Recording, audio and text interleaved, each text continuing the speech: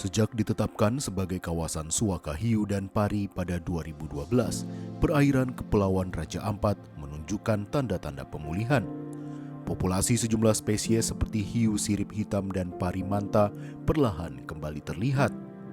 Namun di tengah kabar baik itu, ada satu spesies yang masih absen dari perairan ini, yakni hiu belimbing, sang penjaga purba laut Raja Ampat.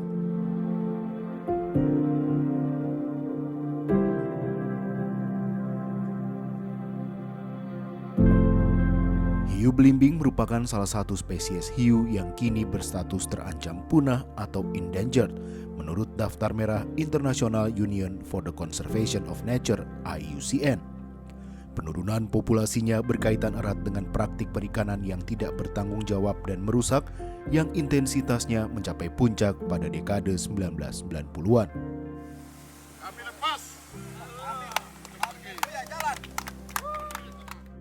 Untuk itu, proyek STAR atau Stegostoma tigrinum Augmentation and Recovery hadir sebagai upaya merepopulasi hiu belimbing di kawasan Raja Ampat. Proyek ini digerakkan oleh pemerintah di berbagai tingkatan bersama mitra lainnya, baik di Indonesia maupun internasional, termasuk Konservasi Indonesia. Proyek STAR merupakan bagian dari program ReShark, sebuah kemitraan konservasi internasional yang melibatkan 90 mitra dari 19 negara. Program ini menyatukan perwakilan pemerintah, lembaga konservasi, dan akuarium yang berdedikasi untuk memulihkan populasi hiu dan pari manta yang terancam punah. Hiu belimbing itu populasinya bisa dibilang sudah hampir hilang di Raja Ampat ini sendiri. Dan secara global sebenarnya hiu belimbing ini adalah salah satu spesies hiu yang terancam punah. Jadi dari situ kita bersama konsorsium global tadi, ReShark, membangun tata cara dan juga nursery maupun pelepasliaran kembali hiu belimbing ini yang dimulai di Raja Ampat, tepatnya di Kri dan juga di Misol.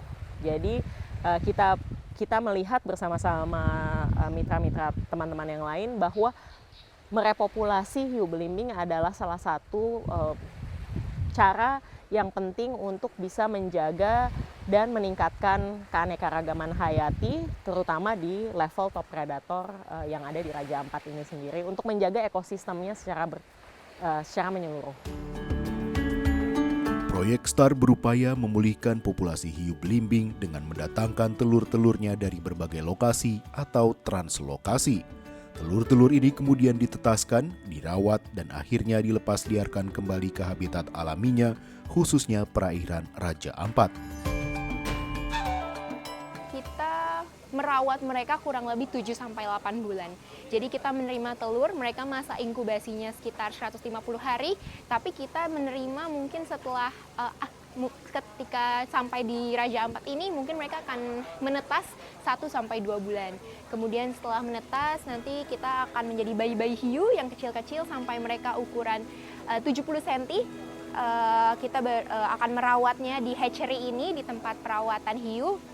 Lalu ketika 70 cm mereka akan dipindahkan ke dalam sipen atau keramba laut menunggu hingga 100 cm dan ketika 100 cm baru kita akan lepaskan.